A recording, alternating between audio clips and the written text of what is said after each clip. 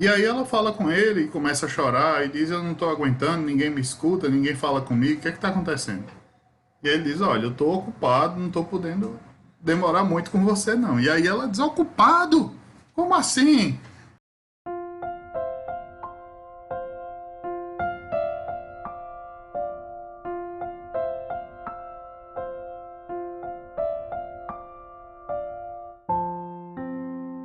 Olá, meus amigos, nossas saudações cordiais. Nós estamos aqui mais uma vez para o quadro paulatino, esse quadro que se dedica a extrair pequenas lições da obra Paulo Estevão para tempos difíceis. Nós estamos dentro de uma pequena série, solicitado por Luciana, nossa seguidora, que tanto nos encoraja, que retrata o diálogo entre Saulo de Tarso e Abigail. E esse vídeo é o vídeo 3 de 5, quando nós vamos falar da exortação carinhosa dela sobre o trabalho. Eu sou Patrícia Lins, do canal Lições de Amor. Sou Rodrigo Oliveira, do canal Poesia do Evangelho. Então, para que a gente possa começar, nós vamos apresentar um pouco do panorama quando essa frase foi proferida. Após Saulo receber a carinhosa exortação de Abigail, exortando para que ele amasse, quando ele pergunta como adquirir a compreensão profunda ou perfeita dos desígnios do Cristo, Saulo começa a perceber quantos desafios ele precisaria enfrentar. Ele teria que ir às sinagogas, que ir enfrentar os judeus para falar sobre o evangelho e provavelmente enfrentaria para isso muitas resistências. Então, naquele pequeno instante, Saulo começou a pensar como seria penoso testemunhar tanta dedicação sem o real entendimento dos outros. E pensando sobre isso, ele formula mentalmente a seguinte pergunta: como fazer para que a alma alcançasse tão elevada expressão de esforço com Jesus Cristo? Ao que Abigail responde: trabalho. Depois dessa resposta, Saulo começa a relembrar a época de 3 anos, quando ele esteve no deserto de Dan, na companhia de Áquila e Prisca, que Emmanuel faz aqui a menção dos 1000 dias consecutivos em que ele passou no seu exercício de tecelão, defrontado com as suas sombras, com as suas memórias, com a sua culpa e com o desejo ardente de viver aquele evangelho. Foi a época também quando ele fez a confissão dos crimes para Áquila e Prisca. E é interessante porque o espírito Joana de Ângeles, na obra A Bênção do Trabalho, na verdade é um capítulo que está na obra Leis Morais da Vida, capítulo 7, ela vai justamente fazer a seguinte exortação: sob pretexto algum te permitas a hora vazia. Saulo, mesmo durante o deserto, não se permitiu, por justificar o calor escaldante, o cansaço emocional, a falta de abrigo de pessoas que o pudessem compreender, a distância dos seus familiares e dos seus amigos, sob nenhum pretexto ele deixou de trabalhar um dia sequer. Pelo contrário, quando o casal a quem ele fazia companhia caíram doentes, foi aí que ele tirou mais forças de dentro da sua motivação, da sua profunda dedicação aos ensinamentos de Jesus para continuar trabalhando como sempre. E você, Rodrigo, nos conte o que é que você acha. Saulo está falando das dificuldades dele e Abigail, como solução para as dificuldades, fala do trabalho. Principalmente por conta da pandemia, a gente vê que muita gente tem se perdido, até nós mesmos, né, depois de um tempo, ou logo no início, melhor dizendo, tivemos alguma dificuldade para poder nos acostumar e depois é que a gente conseguiu voltar aos trabalhos e aí conseguir ficar mais equilibrado. Mas eu tenho visto muita gente hoje, muitos espíritas mesmo, tendo bastante dificuldade com esse isolamento por conta do trabalho. E aí é onde a gente vê, onde pessoas que tinham um trabalho muito ativo na casa, ou seja, ajudando ao próximo, mas elas próprias estão tendo dificuldade.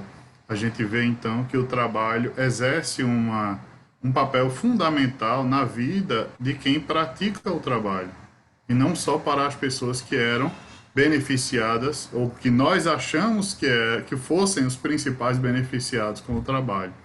Então a gente vê hoje, a gente identifica com clareza que o trabalho ele serve talvez muito mais para nós, que somos os trabalhadores, do que para quem está sendo ajudado por ele.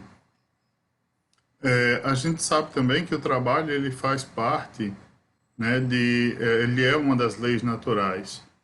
Então a gente precisa do trabalho para evoluir.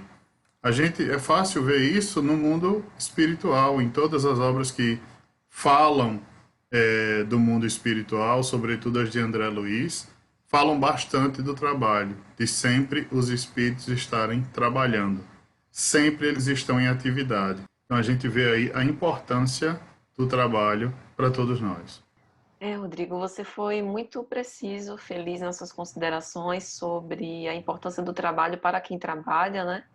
Isso me fez lembrar, a gente conversava antes sobre Batuíra, quem tiver curiosidade depois de pesquisar, a Federação Espírita tem uma biografia sobre ele, Antônio Gonçalves da Silva, que basicamente converteu a sua vida toda no trabalho de assistência aos outros, né? Começou vendendo jornal e Batuíra é justamente a ave de pernas longas, né, muito ligeira, que anda em volta dos lagos e que se movimenta com rapidez, que traduzia um pouco da personalidade dele, que transformou a casa em asilo, em albergue, para aqueles que tinham alguma necessidade, ministrava medicamentos homeopáticos para os doentes, cuidava deles. Então, é alguém com quem a gente tem muito a aprender acerca do trabalho. Tem uma mensagem que ele assina na obra Mais Luz, psicografada por Chico Xavier, no capítulo 200, ele vai escrever uma mensagem intitulada O Segredo do Trabalho. E tem uma parte da mensagem que ele vai dizer assim: nesse bendito segredo da fala silenciosa que o trabalho desenvolve, pelos veículos do exemplo, as grandes realizações se efetuam com o auxílio do alto. Então a gente vê aqui várias pérolas nesse curto trecho, né? Falando sobre a lição silenciosa que o próprio trabalho oferece, que ratifica o que você falou, né? Do trabalho que nos serve, em primeiro lugar, como aprimoramento próprio, como reflexão e solidificação dos ensinamentos, como o silêncio através do qual a gente consegue fazer útil. Então, não é um silêncio ocioso, mas um silêncio operoso, né? Através do qual a gente também reavalia os nossos conteúdos internos. Ele fala sobre os veículos do exemplo. Então, todo trabalho é uma atividade em prol da consecução de um objetivo. Para a gente trabalhar, a gente precisa se preparar, precisa colocar a nossa boa intenção à disposição, a gente precisa ter algum nível básico de organização, porque há muita atividade e pouco trabalho, né? Então, como a gente viu lá em O Livro dos Espíritos, essa ocupação útil não é necessariamente perda de tempo, não é diversão, não é fuga, não é uma simples ocupação, mas sim algo que dignifique a existência e que nos alimente também, né, de alguma sorte. E ele fala também sobre intermédio, né, que nós somos instrumentos. Quando ele diz que as grandes realizações se efetuam sempre com o auxílio do alto. É por isso que, ao trabalhar nesse labor evangélico, nessas atividades de auxílio com o outro, nós dificilmente nos sentimos cansados, porque somos abastecidos pelo próprio trabalho. Mas você tem uma história para nos contar? Exato. Ele fala disso, né? De acaba que quando nós estamos trabalhando, nós não estamos trabalhando, nos sentimos cansados, né? No livro Reportagens de Além Túmulo, Humberto de Campos fala sobre a história de Cecília. O capítulo 20, O Valor do Trabalho. E Cecília era uma menina que era de família espírita, E ela não gostava do trabalho. Ela não gostava de trabalhar na seara espírita, nem em casa, inclusive. Tudo que Cecília fazia era ler sobre as questões de como era a vida nos planos mais elevados. Então ela vivia falando como seria a chegada dela no plano espiritual, como ia ser a chegada dela nos planos mais elevados, quando ela chegasse em Saturno, em Júpiter, como seria a vida dela, as festas que iam ter. E tudo que ela fazia era ler sobre isso e falar sobre isso, sempre.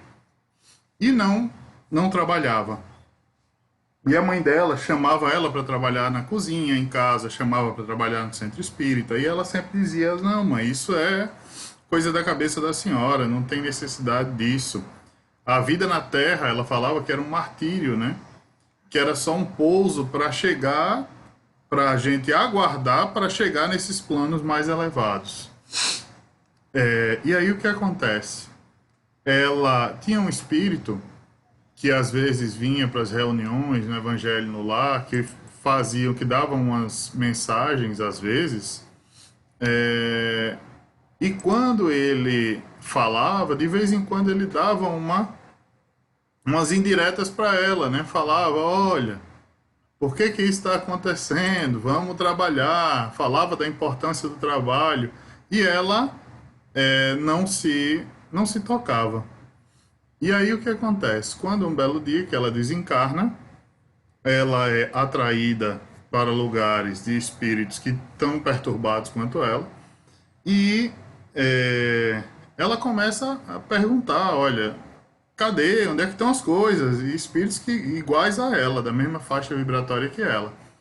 E ela acaba, depois de um tempo, sendo levada a uma colônia, e ela pede para falar com um dirigente da colônia. Chega para falar com esse dirigente e ele diz: olha, diga lá o que é que você quer, porque eu estou ocupado.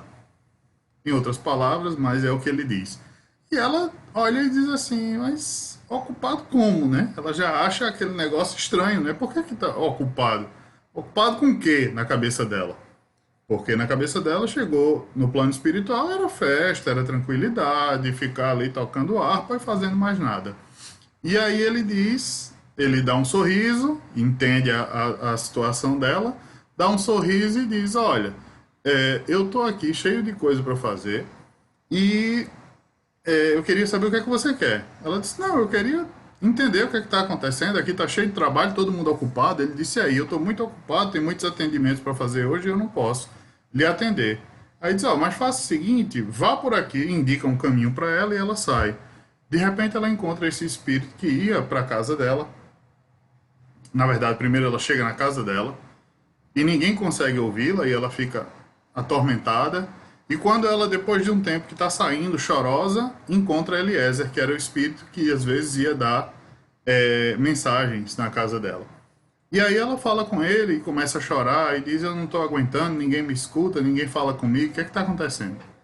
E aí ele diz: olha, eu estou ocupado, não estou podendo demorar muito com você não. E aí ela diz: ocupado? Como assim?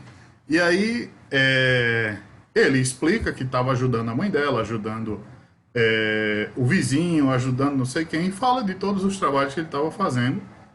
E ela fica sem entender. Mas aí, nesse momento, ela percebe que, na verdade, ela foi vítima dela mesma, que ela não tinha feito nada, e pede: eu posso pelo menos ficar aqui ajudando minha mãe? E ele diz: olha, você teve a vida inteira e você não aprendeu a trabalhar, você não vai conseguir agora, de uma hora para outra.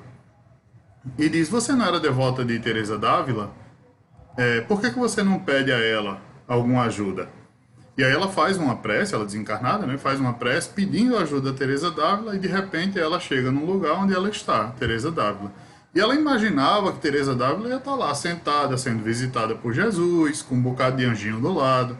E quando ela chega, Teresa d'Ávila está lá trabalhando, fazendo várias coisas. E ela diz: mas minha santa, por favor, me ajude. Né? Eu estou aqui aperreado, eu não sei o que fazer, eu achava que era uma coisa e eu estou vendo outra completamente diferente. Eu estou vendo muita atividade de todo mundo e eu agora não sei fazer nada. Como é que eu me dê algum trabalho? Ela disse: olha, eu estou ocupada, Teresa d'Ávila diz a ela, eu estou ocupado com muita coisa para fazer e eu não sei se eu tenho trabalho aqui para você. Aí ela bota para chorar e abraça Teresa Dávila e diz, fala das angústias dela, e Teresa Dávila diz: olha, eu sempre ouvi suas preces, agora você nunca ouviu o que eu tinha para lhe dizer. Eu sempre disse a você que você precisava trabalhar, que você precisava se esforçar, e você nunca quis. Mas fala, eu, Teresa Dávila, tenho um trabalho na Espanha, num hospital de loucos, e você, se quiser, você pode ir para lá me ajudar a trabalhar lá, a fazer com que a ajudar aquelas pessoas a recuperarem o equilíbrio. Né? Então ela acaba indo e ela entende, né, que nesse momento ela começa a entender que ela trabalhando para ajudar os outros a encontrar o equilíbrio, ela encontraria o equilíbrio dela também. Nesse diálogo inicial com Teresa Dávila fala exatamente disso. Diz, olha, todo mundo aqui está muito ocupado, com muito trabalho, mas está todo mundo feliz. Você está extremamente cansada, fatigada, porque está sem atividade. Então é exatamente isso. O trabalho no bem, ele nos dá equilíbrio, né? E ele nos refaz de forças para que a gente consiga, em equilíbrio, trabalhar e ajudar o próximo sempre. Perfeito. Bem bonita essa mensagem, hein, Rodrigo? Exato. E apropriada para os nossos dias, que a gente se sente mesmo meio perdido, meio melancólico, cansado de, até pelo isolamento social, né? Pela não apenas quebra de rotina, mas pela impossibilidade de continuar, né? Com as coisas que a gente gostava e ter que descobrir novas possibilidades. Exato. Nesse diálogo de Saulo com Abigail, fica, digamos assim, sutilmente apresentado a dificuldade que Saulo teria de se defrontar com os seus velhos inimigos. Emmanuel vai dizer que Saulo lembrava naquele momento que Jesus aconselhava o amor aos próprios inimigos. Portanto, naquele momento, como ele estava defrontado com os diversos inimigos, as pessoas que ele prejudicou intencionalmente e não intencionalmente, porque quando ele esteve imbuído da perseguição aos cristãos, infelizmente ele autorizou desmandos, né, expoliações, desapropriações, perseguições, mortes, prisões de pessoas inocentes. E mais tarde na obra ele mesmo se autorresponsabiliza por isso. Mas o fato é que em algum momento ele precisaria se defrontar com esse amor incondicional, né? Com essa perseverança no ideal do bem, mesmo para aqueles que não pudessem compreender. E aí eu me lembrei de uma mensagem de Emmanuel, intitulada Inimigo Real, que ele vai dizer o seguinte: geralmente, todos os nossos adversários, no fundo, são os nossos instrutores.